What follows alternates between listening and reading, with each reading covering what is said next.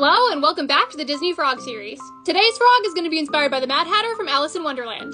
Before I officially begin sewing the frog, I'm going to work on that little piece that he has sticking out of his hat because the fabric marker is going to need some time to dry. I messed up the first one, so let's try this again. Now I'm going to take some light green felt and start cutting out the body. Before I move on, I'm going to sew the body together. Now I'm going to sew on some eyes. And now it's time to accessorize a little bit. Since that one piece of the hat still needs some time to dry, I'm going to actually make the bow tie first. I'm going to take some teal felt and cut out a long oval. Now I'm going to sew the bow tie in place. And now that that's done, it's time to work on the hat.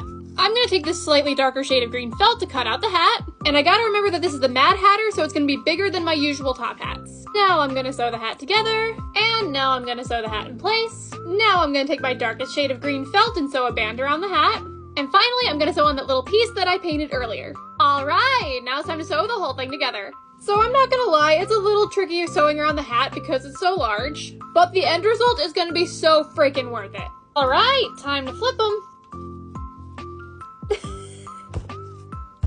The hat's too big, hold on. There we go. And there we have it. And now it's time for a little close-up so you can see all of those details. Well, thank you so much for the suggestion. I really hope you like the frog.